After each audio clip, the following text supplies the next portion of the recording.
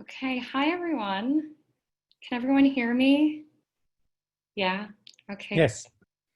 Hi everyone, my name is Adriana DeFazio.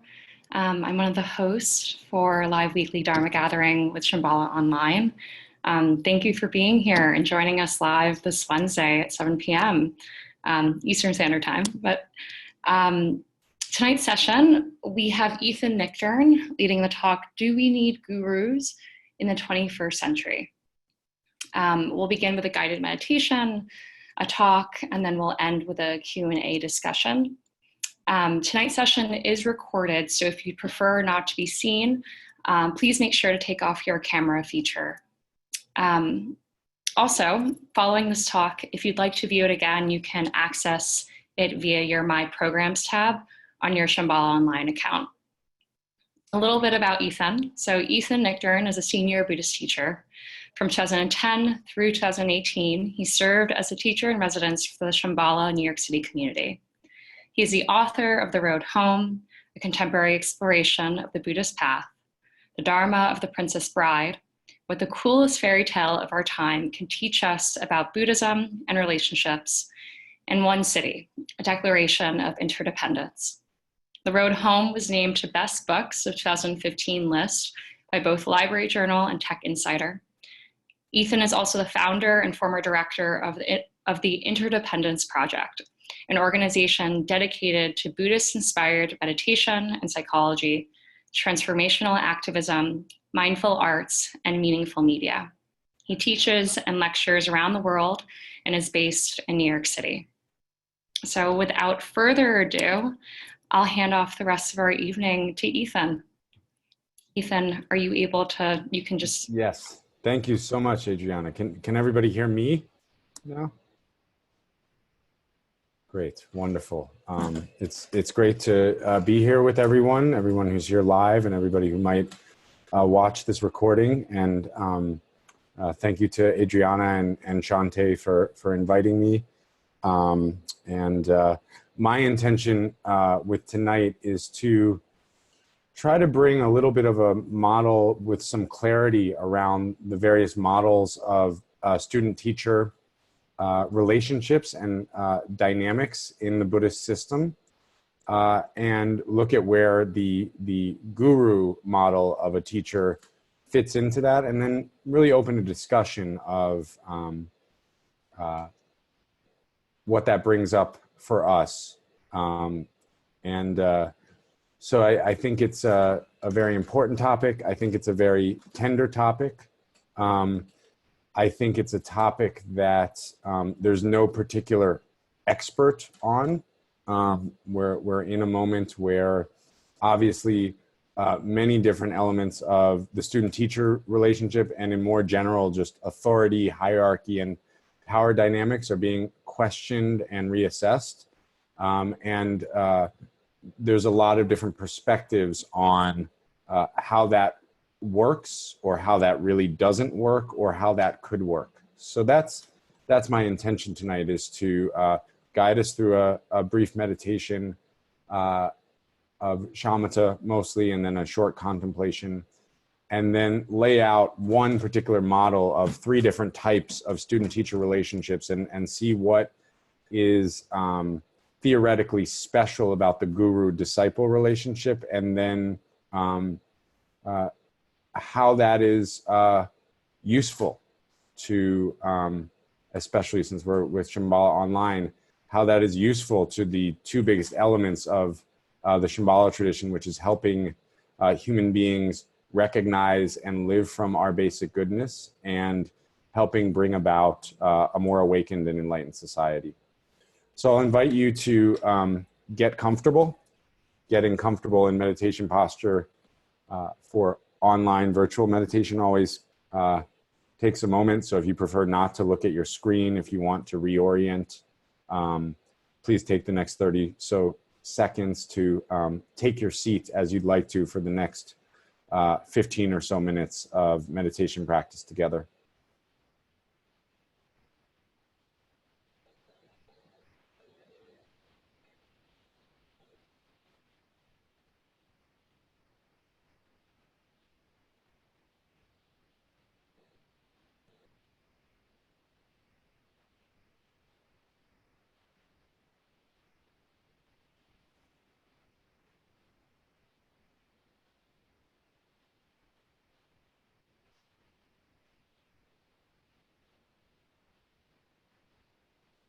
And then we can take a moment to check in.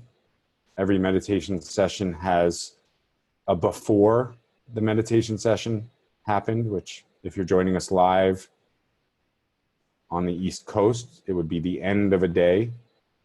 But there's always a before. There's always a transition into practice, and there's always a bringing of a mind that's experienced whatever's come before that day. And so it's nice to actually honor that transition and just take a moment to check in. How am I? Notice what your state of mind or state of being feels like right now.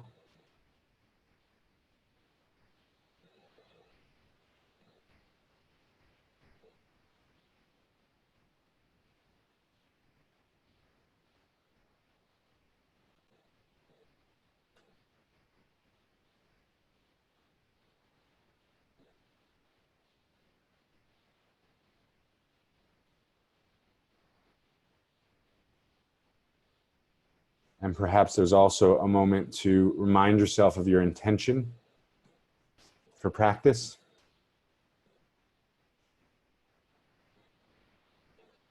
For me, these days, it always comes back to a reminder that the core intention is to connect with my own goodness, or bodhicitta, wisdom mind, awakened heart mind, in whatever way I can. But see what intention is arising for you, and just see if you can gently commit to setting that intention. And then when we hear the bell ring, if you haven't already, you can begin to transition to the breath as this home base, this object of your mindfulness practice, and working with the quality of awareness of sense perceptions around the breath, of thoughts, of emotions, holding those in this same space of our innate goodness, but also with a little touch of discipline when our thoughts take us out of our body, away from our breath, and remembering to return. And we'll practice that way for perhaps about 12 minutes in silence.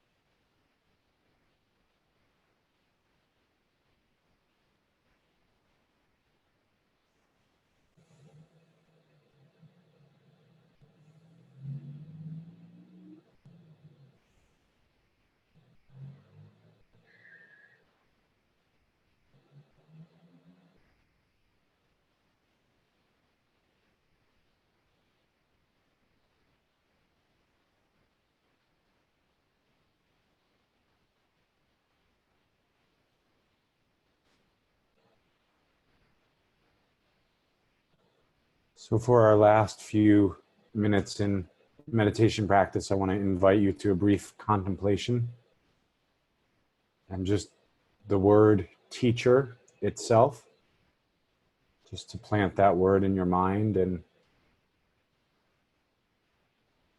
notice what comes up. It could be spiritual or Dharma teachers or meditation teachers. It could be academic teachers. It could be mentors, members of your family. It could be a certain emotion, longing, pain, love. Let's just take a few moments to contemplate our relationship right now, how we're feeling about this notion, teacher, and just see what arises. And it may be a tender contemplation for some of us, so just please leave space.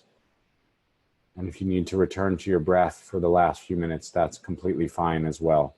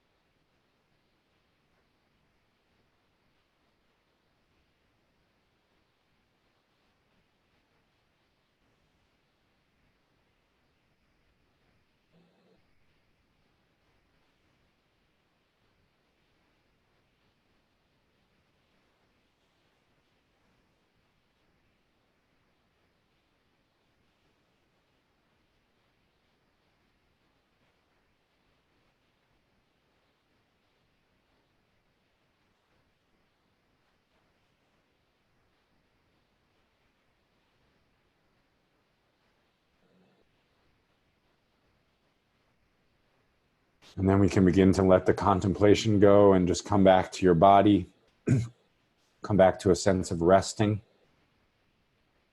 If there's been a quality of difficult effort in your meditative practice tonight, maybe just relax that completely. Let go of the technique or the need to try to be any particular way and just feel and allow yourself to be for the last few moments of our practice.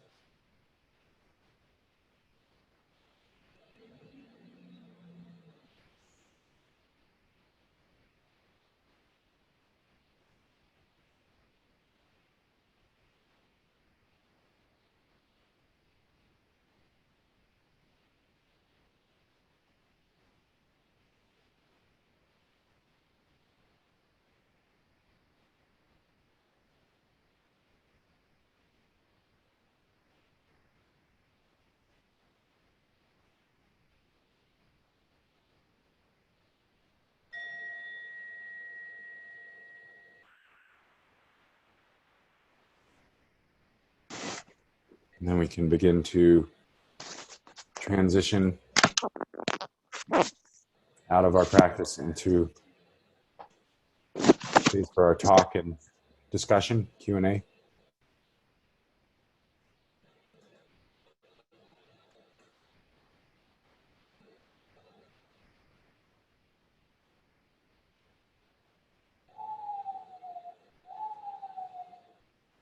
So I'm going to talk for a little while. I hope to talk for no more than 30 minutes. If I'm doing well, maybe a little bit less than that.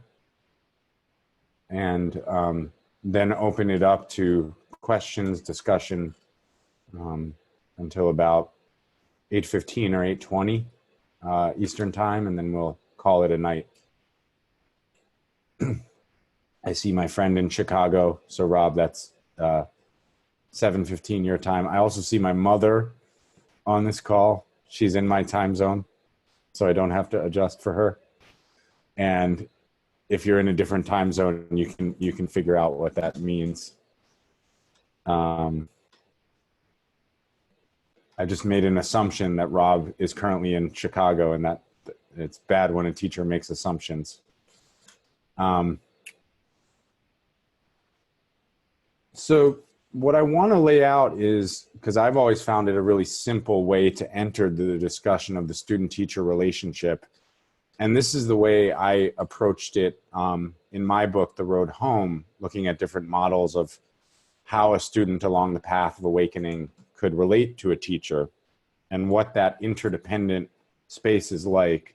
So I wanted to work with this three-part model that was introduced by the founder of the Shambhala tradition, Chogyam Trungpa, very early in his teaching in the West. And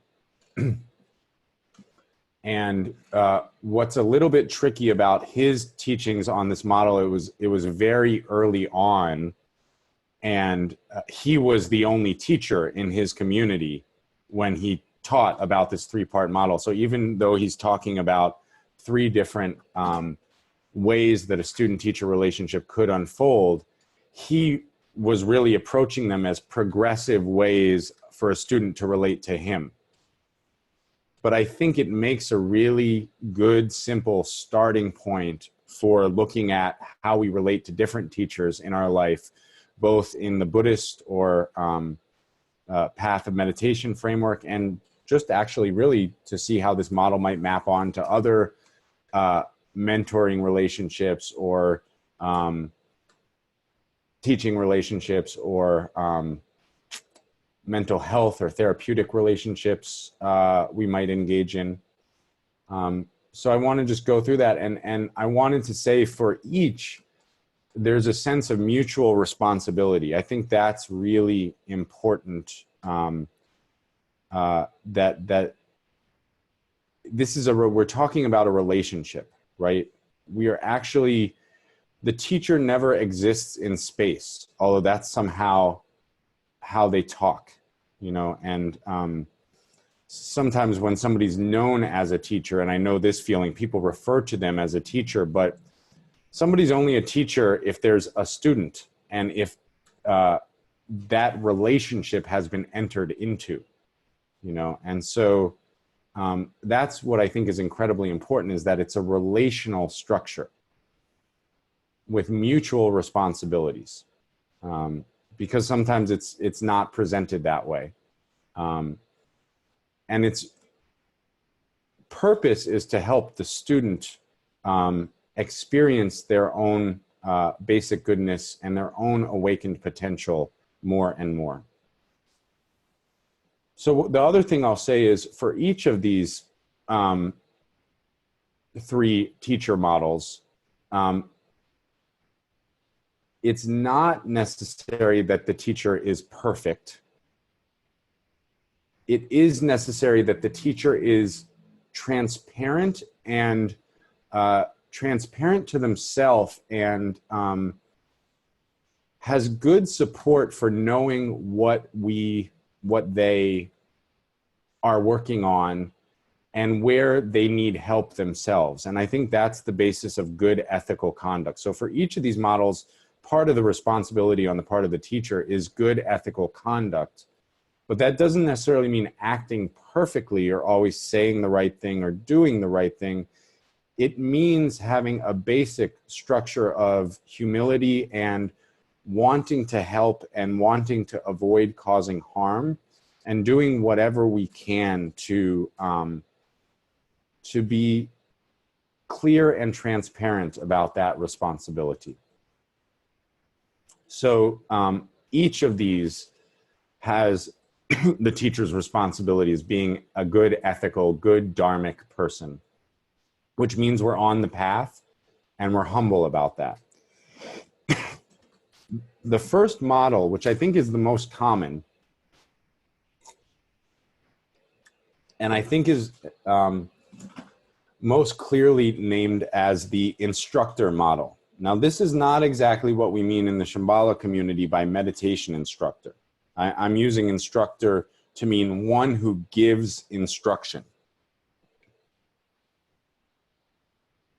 A lot of times the meditation instructor model actually can fall under the second model of student-teacher relationship. So this first model, the instructor, which I believe Trungpa Rinpoche also called the elder, is the main point here is that this is somebody who we look up to, who we trust, who we believe has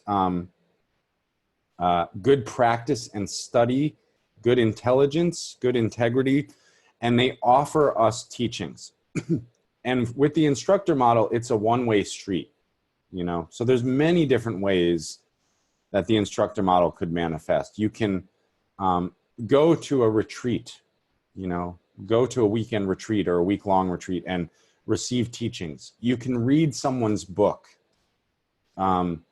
You can watch a talk on YouTube. This is one of the interesting difficulties of this era is there's almost too many ways to receive instruction. A person can be deluged with instruction. If you're anything like me, you may have 7 or 8 Dharma books on your shelf that you are a third of the way through each of them, right? And so what's the responsibility of the student in this space? I think it's to be clear about when we need instruction, how that's helpful, and also to practice working with the instructions we receive and see if they work for us, right? A lot of times we receive instruction and when we receive instruction, there's a quality of like not really receiving the instruction and not really being interested in practicing the instruction. So sometimes that's my contemplation in this capacity is, am I receiving or giving, if I'm teaching, so many instructions that I can't actually adequately practice them realistically? So that's the first model, and it's a one-way street. And we can still feel a real connection with the teacher, but it's a kind of one-way relationship. So it's interesting to think about the places we've received really great instructions in our life, and maybe the places we've received confusing instructions and how, or given confusing instructions if we are an elder in different forms for other people, an instructor, and what that means. The second model, which I think is really important, is either called the mentor or the spiritual friend is the most literal translation. Kalyana Mitra. This is a Sanskrit word. It's a very long Sanskrit word. If you're familiar with Dharma teachings, you may have heard it, but it is the less popular of and less known in English of the 2 main Sanskrit words that mean teacher in the Mahayana and tantric traditions. I'm just going to write it in the chat box. Kalyana Mitra. Kalyana means noble, and Mitra literally means friend, right? And this model, there's a 2-way relationship. There's a guiding relationship. There's a personal guidance relationship. One actually receives reflections back on how it's going from their mentor. You check in. The mentor listens, and the mentor hopefully is open about their own path and process, and perhaps offers guidance in how the student can connect with their own wisdom. And I think that part is crucial. And perhaps I should have said that earlier, that this whole tradition is about unlocking our own trust in our basic goodness and our own connection with our inherent wisdom mind. So when we start looking for teachings and a relational set of teachings, it should feel not like we are worshiping the teacher's superiority, but that they are somehow offering something that allows us to deepen and reflect back and increasing confidence with bumps and obstacles, of course, but an increasing confidence into our own goodness and wisdom potential. And so the Kalyana Mitra offers that in an interpersonal space. And I would definitely say, just to editorialize for a moment, that, and this is because as I've been teaching for 17 or 18 years now, I've really felt that this is the space in terms of Dharma communities, in terms of the Shambhala community, in terms of the mindfulness movement overall, that the infrastructure often feels a little bit confused, and people don't always have that sort of guiding person who's in their corner to check in with occasionally, to reflect back, to be personally accountable to, which is another element of having a personal mentor or spiritual friend. Right. And there's a mutual accountability here. In the sutta, in the classic Buddhist sutta, where the Buddha talks about the Kalyana Mitra, it says that the Kalyana Mitra keeps your secrets and tells you theirs, which I always took to mean, as I'm contemplating that, it doesn't mean like it's a secretive relationship. It means that there's a quality of sharing the experience of being on the path in a guiding and supportive manner.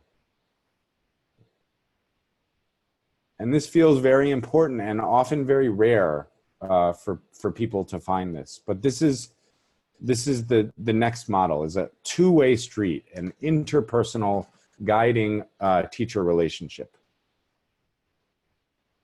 Now, in both of these models, and I think this is really important as we enter the question of how is the guru model going to evolve or not in the 21st century in our global Western world.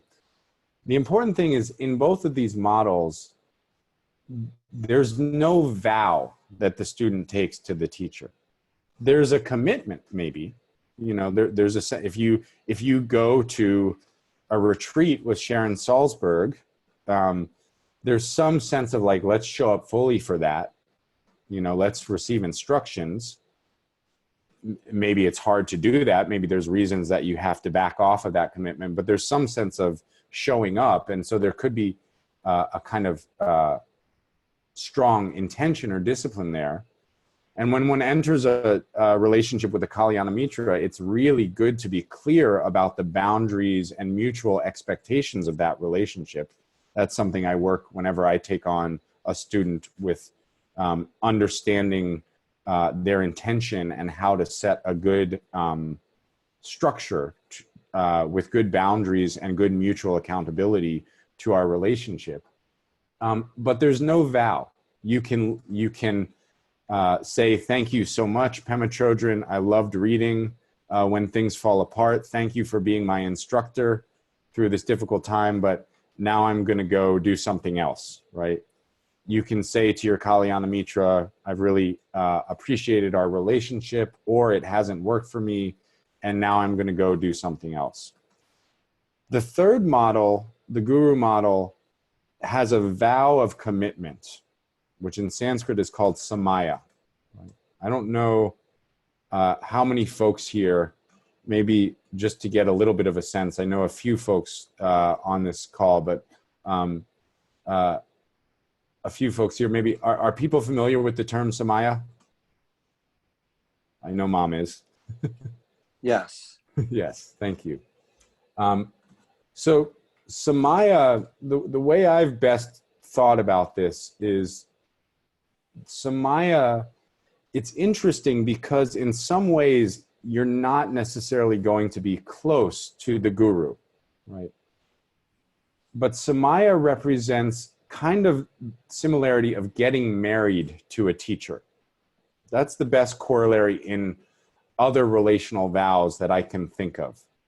That doesn't mean you're going to be with them every day, all day. It might mean that you see them pretty infrequently, but there's a sense of real connection and commitment. Sometimes the word in English, devotion, is used. Sometimes in Shambhala, the word loyalty to an overall vision is used. I really like the word commitment.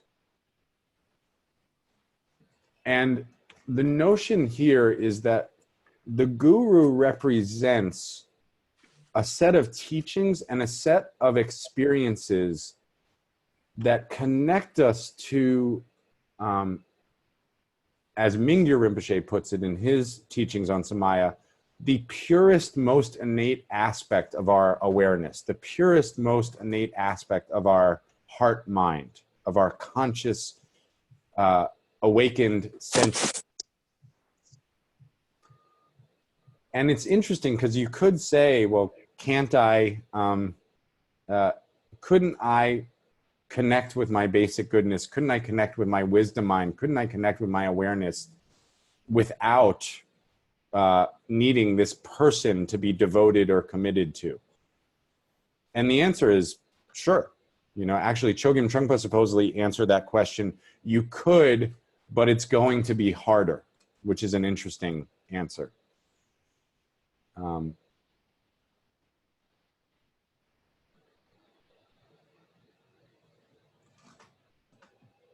It's interesting because so many elements of Western psychological spaces look at how relational human consciousness is, right?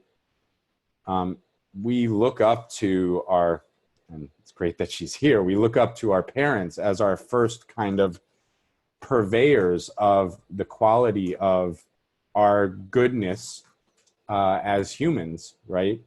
And so our trust in the world is often, from a developmental psychology standpoint, is often, it doesn't just live in this disembodied space, it's housed in human relatedness, right? And so the guru motto, I think, as it developed in Indo-Tibetan Buddhism and in other non-Buddhist traditions, captured that quality of the humanity that needed to be activated in order to start to trust in our own wisdom mind. The notion of somebody else representing a trustworthy experience of pure awareness. And linking to that. So we can start to feel how this gets us into a very powerful space and perhaps a very dangerous space. Because we can see very quickly, one, how without that, we could lose trust, you know, and in this era, especially, there's an idea, and I'm not just talking about in the Buddhist world or the Shambhala world, like look at the whole world. There's this sense of like, can I trust anybody? Can I look up to anybody in charge of anything? Has anybody felt that recently? Especially if, for some of us, for many of us, if they're embodied the way I am, cisgendered, straight, white male, right? Absolutely. And so that idea of actually establishing a relationship that it might not be completely trustworthy in more superficial ways. You might not like what the guru does. You might not agree about what good movies are. You might have a lot of criticisms. You might have a lot of questions, and those are all valid. But on some deep level of connecting with this belief of, I can touch my own wisdom mind because I see somehow it being transmitted in a very organic human to human way. That's the idea of the guru system, the guru disciple system. It's an increasing trust, and this sometimes the space of this transmission goes by the Sanskrit word adhisthana, which means blessings, but it really means sort of somebody who relights the candle of our trust in our own wisdom mind by sort of connecting us to their experience of it. That's the idea. And we can see how so easily this could turn into worship, or they're better than me, or not trusting myself, right? So I think there's something really important about honoring the human to human, the organic value of wisdom mind that was passed down for many centuries in a very personal way. Here's the thing, this is a relationship. There's a mutual accountability in this relationship too. So I would suggest, if you all want to read it, I mentioned this in one of the blog posts that I wrote about last summer, about my feelings and my actions and commitment about what was going on in Shambhala. But the Tibetan Buddhist teacher, the wonderful teacher Mingyur Rinpoche, wrote an article in Lion's Roar about understanding the Samaya relationship and what the mutual responsibilities of it were, and really mentioning the importance of the teacher's decency and good ethical conduct.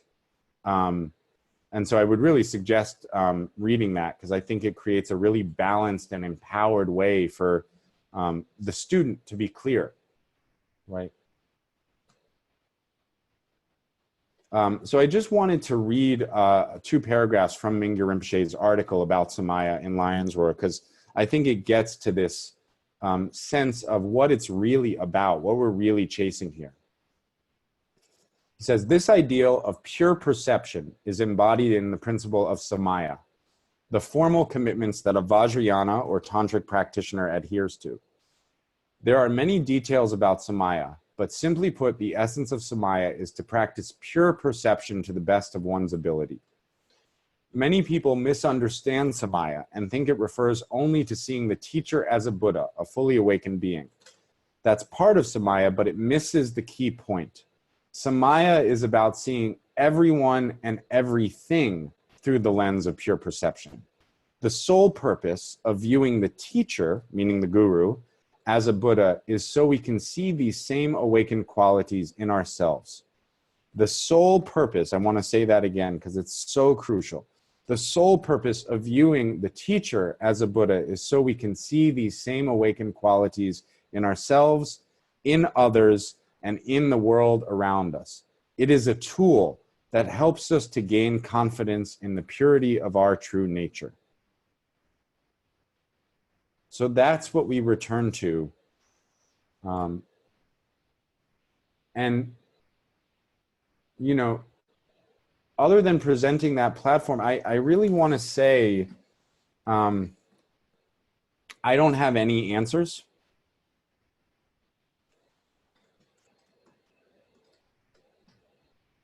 I've really tried to show up to my own path this past year to really figure out what's important,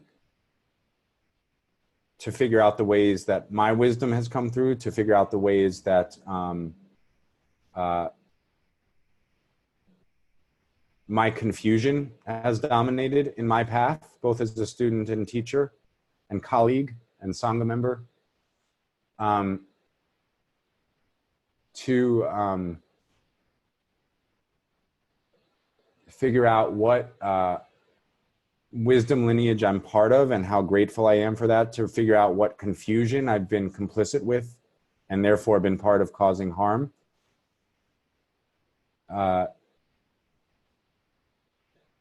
And I think the blessing of everything that's happening in the world right now, and also in the Dharma world, the mindfulness movement, and specifically in the Shambhala world, is it gives us a chance to really return to what are we doing here, you know? And that's the thing I think really about the student-teacher interdependence, is it's a relationship that has to build on a clarity of what we're trying to do here. Because when those intentions get murkier and the relationship becomes about something else for either the student or the teacher, it needs to be addressed, you know. And so the other thing I wanted to say as I kind of close my presentation, and I managed to speak for less than 30 minutes, is as part of my Kalyana Mitra vow, I really do want to be transparent. And so I was really moved by a friend and colleague going to her talk, Reverend Angel Kyoto Williams, who, when the question and answer period came up, said to the audience, "I'm not fragile." Sort of had a quality with her energy of kind of both a real gentleness, but also a kind of fierceness of bring it, you know, don't think a question is going to hurt me, you know. And I think that's a good responsibility of any of these three models of teacher, the instructor, the Kalyana Mitra, or the guru, is to practice tenderness and openness, but not fragility. So feel free to share your own experience or ask me questions, but I can only speak for myself. And part of part of my vow and commitment to being a Kalyana Mitra to others is to try to share my own process and what I know of the teachings and different perspectives on the teachings in a way that's open, clear, and potentially useful. So please bring it if you want to grab the mic, or if you prefer to write out your question in the chat box. I don't know if Adriana, if the host likes to facilitate or moderate the Q&A. I'm not sure about that, but I'm open and I'm here if anybody has questions, comments, insights, etc.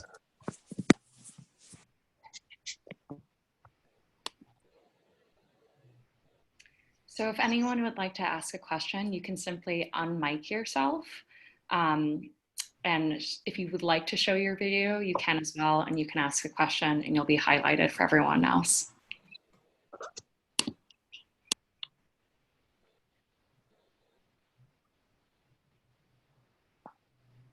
Well, let me start, if I may. Thank you. First, my name is Marc-Antoine. I've been quite shaken by the latest revelations. Though I still believe in the value of teachings and the possibility of teacher, I think for me, it's highlighted the need to question the teachings. The teachings have encouraged a certain social structure, which has enabled people to turn a blind eye to abuse. And I wonder if that means that we need to revisit some of the teachings about authority, and I wonder if there's a movement to think these through.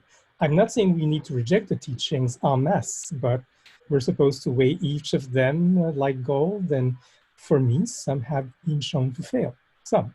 So I think we have to go through that process of revisiting the teachings. Thank you. Yeah. Go ahead. That's my starting point. And maybe a question is how we assume that this ability to awaken basic goodness, which a lot of us have felt, is also a signal of ethical conduct. And it needn't always be so. And should this warning be part of the teaching that, you know, a teacher might be able to awaken basic goodness without having, while still having a lot to learn about ethical conduct? Yeah. So thank you. Yeah, to speak to that, to the last part, I think, you know, that there's so many different models for how a teacher can manifest wisdom and confusion simultaneously, right? So in the tantric model, you have the notion of co-emergence, right? That the energetic or emotive force behind wisdom mind is actually the same kind of energy that if there's a fixation or egoic confusion can manifest harmfully, right? You have in the Western systems, right, you have Jungian notion of the shadow, you have the notion of compartmentalization. So I do think we need to honor that both can be happening. And within our Tibetan Buddhist heritage, there is this notion of a teacher, guru specifically. I don't think this is part of the Kalyana Mitra model. I think this is specific to the guru model, crazy wisdom, right? But I've really thought about this a lot. I don't think crazy wisdom causes when it's really actually happening, right? Because you could gaslight somebody, as we say in English, and pretend like, oh, no, that wasn't harmful behavior. That was just your conceptualization of integrity and so forth. I think when crazy wisdom, as I understand it and as I've contemplated, is really happening, the teacher is upholding a basically decent ethical conduct. They just might be acting in a way that's provoking some boundaries or some fixedness in the students or the community's sense of a black and white notion of right and wrong, right? And that could be helpful, right? That's part of our system too, is when you get into the Mahayana teachings, it's not even the tantric teachings, this notion of having too much fixation on this is right, that's wrong, this is healthy, that's harmful, can actually create suffering, right? So there is a wisdom there. I totally agree that we need to re-examine the teachings, and I think that's to really look deep, at like what is it that's useful to awakening basic goodness, wisdom, mind, compassion, benefiting others for the sake of this world. I'm just assuming those are your intentions. They're mine when I can return to them. I do think we need to revisit that. And, I've had this conversation several times in podcasts, on my own podcast and at the New York Shambhala Center before it closed. And it's interesting. Arthi Tajuja made the point in one of those podcasts, and I made a similar point on another talk that, like, there's Asian culture that in which the Dharma developed was incredibly patriarchal, and it came to a Western world. And interestingly enough, if you look at like my parents' generation, et cetera, it was mostly a set of progressively minded, mostly, though not entirely, white or European descent students. And so there was a sense of kind of a patriarchal culture being picked up by mostly a group of fairly liberal white Westerners as the predominant group.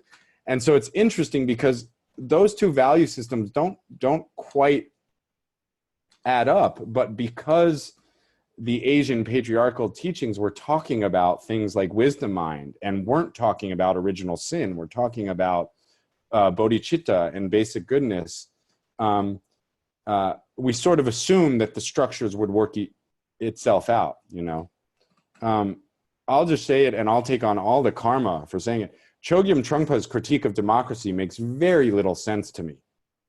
And I wish I had been around. Indeed. I'm not saying American democracy makes any sense right now either. Multiple things can not make sense, I had to think a lot about that one. I understand why in the setting of transmitting a teaching, that's not a democracy. But society is not just transmission of teaching. Yeah. So I think there's a lot to be questioned. And I also think right now for me, sort of not, and I guess this is for other people who feel like they're really part of the Shambhala community. I don't know what's getting resolved right now. And I've felt it's really important to step out of the hierarchy as I understood it. One, because I sort of already felt kind of outside of that system, and also because I feel like we need to reassess these things.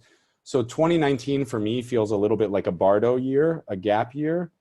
And what I've really been working with, and what I've been talking to colleagues about and supporting my own students, is I really think this is the year for each of us to really discover what the teachings mean to us. You know, like what feels true and genuine along your path, and to build the Dharma up from there, you know.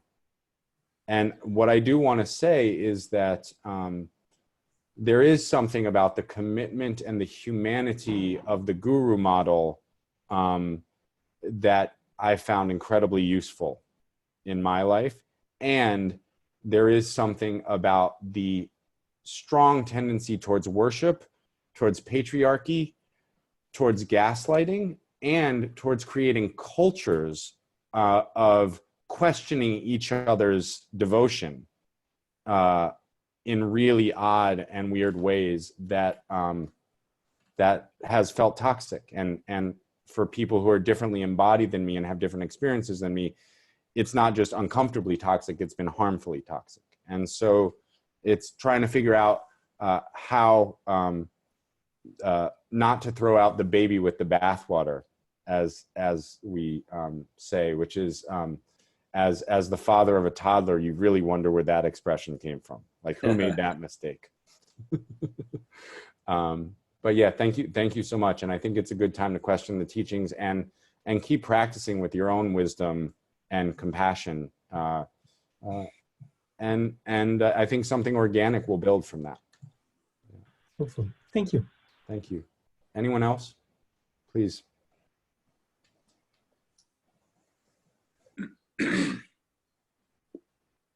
Hi.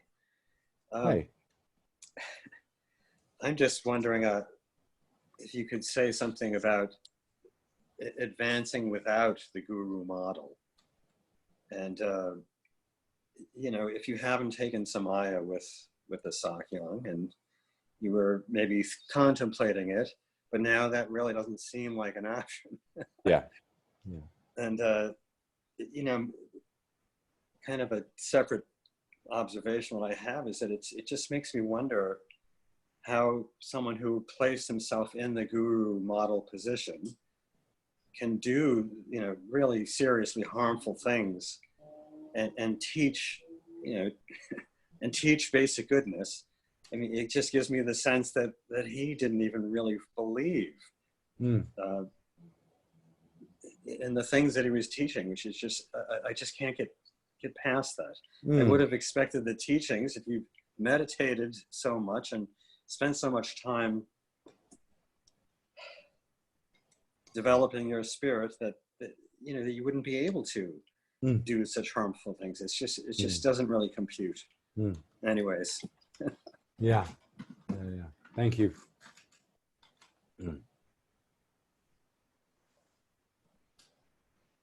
Well, for me, you know, I have no idea. It feels very hypothetical, but I do think that one part of it, which we all face, is and I think is the beauty of a system based on basic goodness, is that we all have places in our mind and places in our life where wisdom is manifest, and places where confusion is manifest, you know, and I'm not at all saying this to draw an equation to what you're talking about.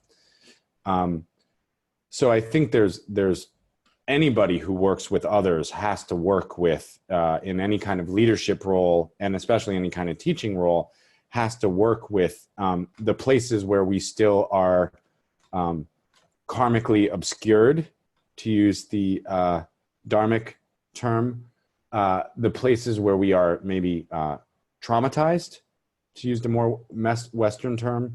And we have to have good support structures around us for that, and good feedback. You know, I think that's the other thing, is in each of these models, and if you read Mingyur Rinpoche's model of Samaya, there's a lot more accountability for the teacher is a lot more accountable to feedback from the students, you know. And so I think anytime somebody tries to become sort of all powerful, without a feedback and a mutual support network, problems develop, you know, or anytime somebody feels like they need to. This is the other element of what I would say about the Shambhala hierarchy, which creates confusion in a time where we're trying to figure out how the guru model could evolve or thrive in the global or Western world, or in different cultures in the global world. We're also introduced in our system to the idea that the guru is also this Sakyang figure, which means earth protector, but was often interpreted as king of the kingdom of Shambhala, you know, which, let's be honest, is a place that doesn't exist on this earth right now. So trying to figure out what your mutual accountability is to your guru, and then trying to figure out your mutual accountability to a king when you have zero other examples of that second one and few other examples of that first one, it could create a lot of confusion unless it evolves slowly, you know. And yeah. The only thing I'll say is that I do think that figuring out how we can be so wise and so screwed up at the same time is the entirety of what this path is about. And I'm not saying that that person should be your teacher or guru, right? But I am saying that koan, as our Zen friends might say, that riddle, that struggle, that co-emergent tension is the path of awakening. That is the bodhisattva path. You know, that doesn't mean you vote for them for president, you know? So I think a lot of times we get that wrong, is we think like, how, you know, somebody says, have compassion for the confused, powerful person. And it's like, yeah, but are you saying have compassion for them? Or are you saying re-enable them to have harmful power? You know, there's a lot of people I have compassion for who I'm going to be organizing against in the 2020 election, you know? I'll see you there. Yeah. So, yeah, but I mean, it's, there's multiple ways Samaya can evolve. And just again, to editorialize, because this is just my view, and I have no idea what the organizational view is. I have very little idea what the acharyas are thinking right now. I have literally zero way to know what the Sakyang is thinking right now. Shambhala was always going to have to evolve if it wanted to really be a global community, to having its students and community members have lots of different paths. I would argue from an organizational standpoint, the Sakyang already had too many guru disciples, even if his conduct had been perfect. That it was the boundaries of even that level of a relationship already created this sense where all you could do was project onto him, and all he could do is project onto this mass of people, you know. That's very interesting, yeah. And so it was always going to have to evolve. And a lot of us were hoping that other Tibetan teachers or maybe other Dharma lineage or other wisdom holders would be included. Many of us, I was hoping that many of the acharyas were going to be empowered within the Shambhala structure to begin taking on guru disciples. But I don't think there was anybody who was looking at this from an infrastructural standpoint who was saying that this one guru, thousands of students, was going to work. Yeah. Oh, okay. That's interesting too. Yeah. So, yeah. I appreciate it. Thank you. Thank you.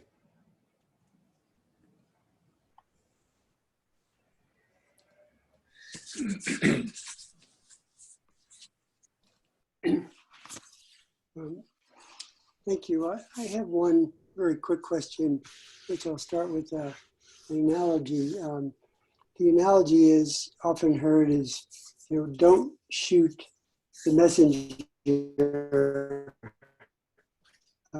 shoot the message, so to speak. When the messenger brings bad news, it's not necessarily his or her fault. He or she is just doing their job.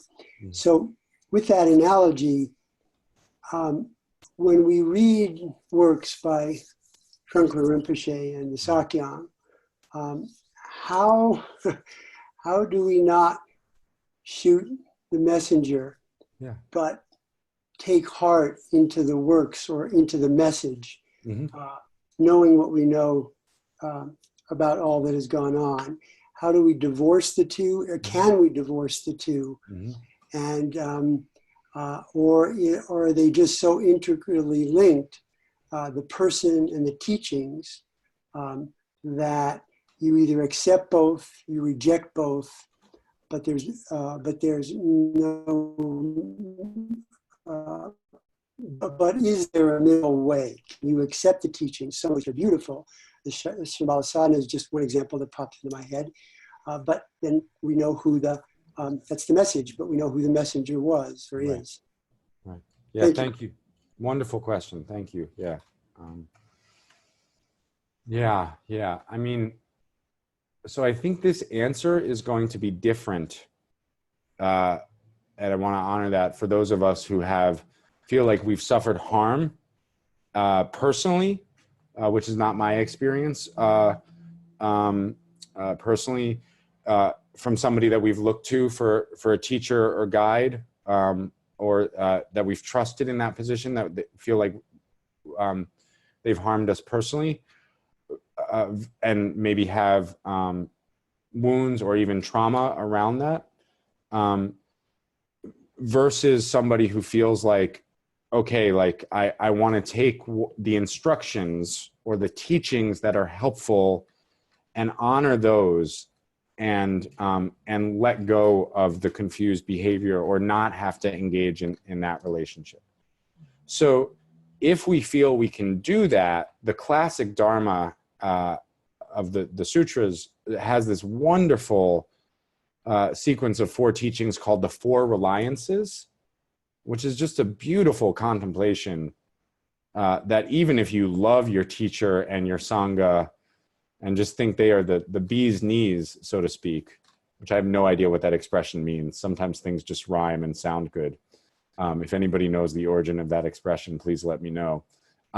It's still a good contemplation, right? So it's the 4 reliances are talking about kind of the prajna or discernment of, we could rely on this or that. If you have to rely on one or the other, make this choice, right? Meaning when these 2 things are in conflict with each other, you know? So the first of those, and you can look these up, but the first of those is, don't rely on the teacher, rely on the teachings, right? Now, for some of us in our heart space, in our historical karmic space, or in our experience with that particular teacher, there is so much entwinement between what's been transmitted or what's been instructed and the experience of the harm that this is impossible, right? And that needs to be honored. But for some of us, there could be a way to say, and I've been working with a few of the practices that the Sakyong instructed, you know, and for me, it's a way to connect with the wisdom received, and to honor the basic goodness of the whole situation, not hopefully empowering the behavior and not being clear about what I want to empower going forward. But it's a way to connect. So that's the first reliance. The second is, do not rely on the words, but look for the meaning, right? And I think this has to do with, there's a lot of translations, there's a lot of interpretations of words, so we have to get beneath the words and look to the experience that's being, almost the muscle memory experience that's resonating for us. The third is, do not rely on the provisional meaning, but rely on the definitive meaning. And I think classically, this is because in a lot of the Buddhist philosophical teachings, it's said that certain texts have multiple layers of meaning. And sometimes the more superficial meaning or conventional meaning conflicts with the deeper meaning, or doesn't have the same resonance as like a teaching on impermanence or emptiness, which are considered more ultimate level teachings. And so you rely on the definitive meaning rather than the provisional meaning. But the provisional meaning sometimes helps us at a certain point as a skillful means, right? And then the fourth, which gets back to what we're doing here, do not rely on discursive mind, rely on wisdom mind, right?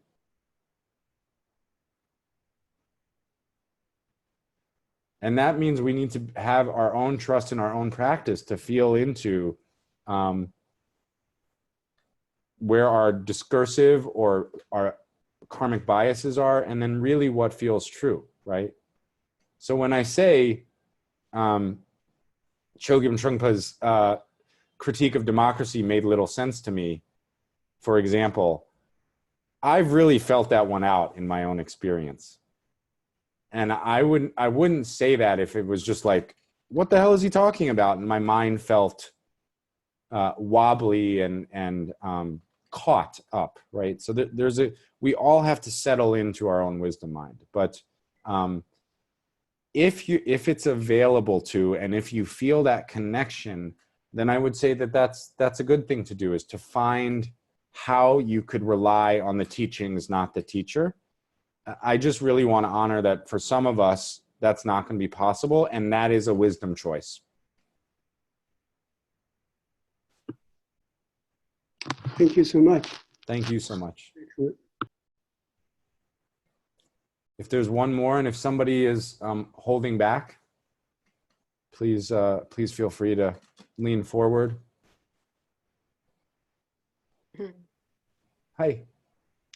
I don't know how this thing works. I can hear you and I can see you, so I think it's working. Good. Okay. Awesome. Okay. So we talked about the vows of the student. For the two first one, there's no, and the third one there is for the guru. What about the teacher? I have two questions. That's the first one. And the second one is, could a teacher be the three of them? Do the three models?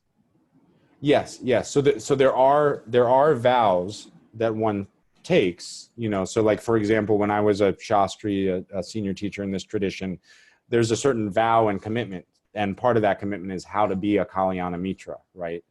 And so I think it's good to contemplate that. What I meant by vow, so there is a commitment to practice a certain way, right? In all of these from the teacher's perspective. And that's super crucial. It's not just on the student.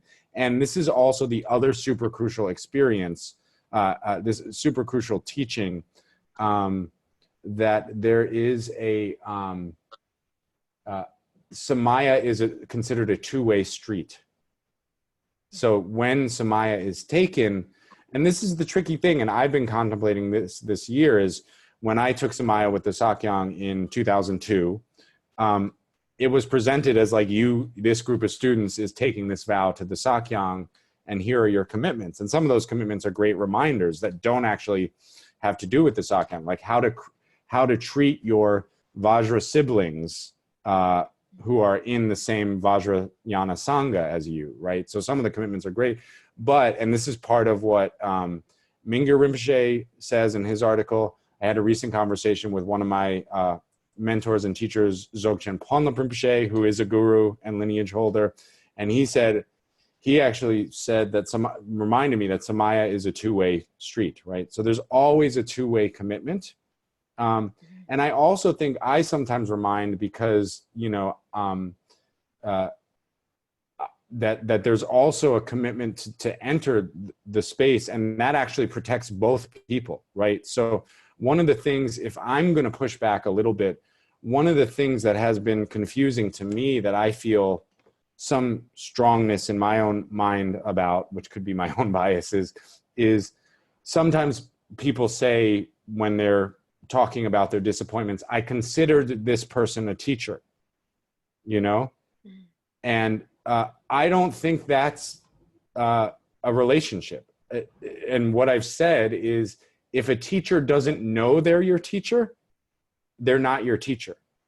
In each of these models, it's a mutually entered relationship with mutual commitments. And that's what creates the safety around how harm and mutual support and the interdependence of the situation is held. So even in the instructor model, a teacher doesn't know if you're reading their book, but if you go on a weekend retreat, and we did have guidelines for this in Shambhala. When you're on a retreat, there's certain guidelines about the way the Sangha and the teacher interact. And beyond that, retreat or that curricular space, there could be a different relationship, a friendship, or, even a romantic relationship, if it's mutually agreed upon and it's outside of the instructor relationship. So I think that part is very important, to be clear on both ends when you're entering and exiting the space of a relationship, because I think that creates clarity on both sides that solves a lot of these issues in the long run.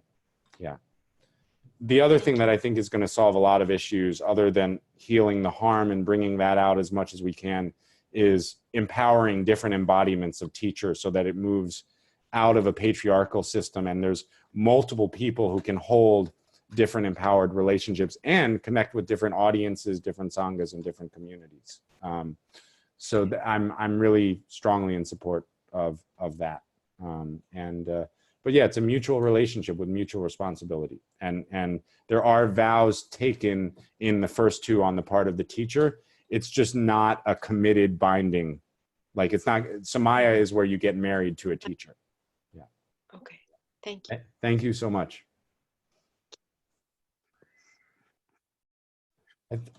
I think maybe that's a good moment to end. I just want to thank everybody so much for your kindness in listening to me and coming together and practicing, and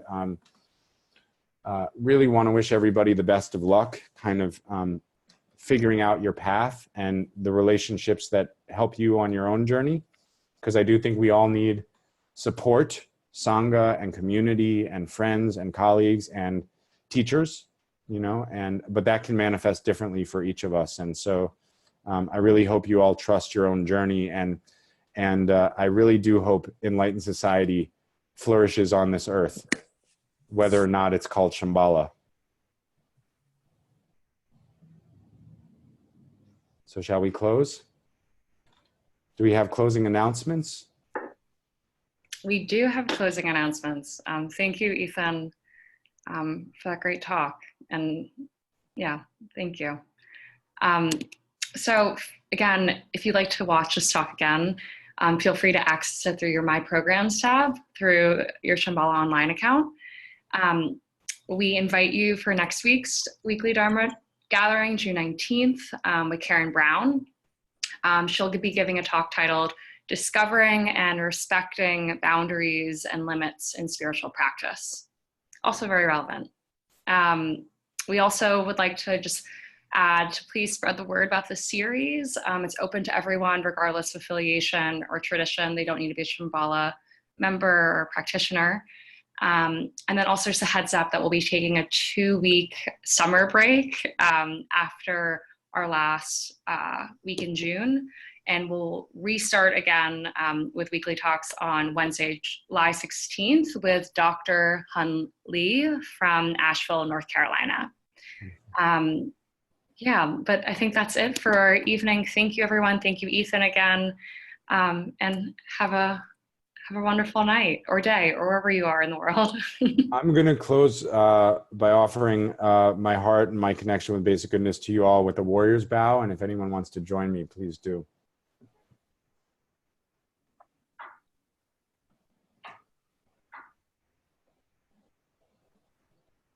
Good night. Thank you so much. Good night.